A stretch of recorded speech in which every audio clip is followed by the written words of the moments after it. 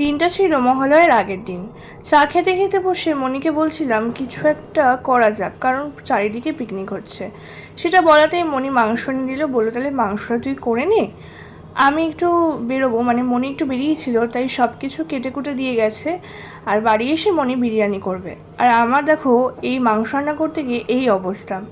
এর থেকেও বাজে অবস্থা হচ্ছিল রান্নাঘর পরিষ্কার করতে। সেটা তোমাদেরকে দেখাতে পারিনি, পুরো নাইটিকেই আমার চেঞ্জ করতে হয়েছে। কারণ এখনই দেখো একটু ভিজে গেছে, আর পরে তো আরও ভিজে গেছিলো। তোমাদেরকে সব উপকরণ দেখিয়েছিলাম, কিন্তু এই মশলাটা দেখায়নি তোমাকে। এটাও পেস্ট করে দিয়ে গেছে। আর দেখো মাংস প্রায় রেডি হয়েই গেছে। আর মাংস করতে করতে আমি একটু আমার বড় মশাইকে বলেছিলাম যে একটা গান চালো, এই গানটা শুনছিলাম, আর একটা পিকনিক পিকনিক ভাইবস আসছিল। তারপর রাত্রেবেলা 11টা বেজে গেছে, আর আমরা সবাই মিলে খেতে বসে পড়েছি একসাথে। মহলার পিকনিক কারা কারা করলে অবশ্যই জানিও। দেখা হচ্ছে নেক্সট ভিডিওতে, বাই।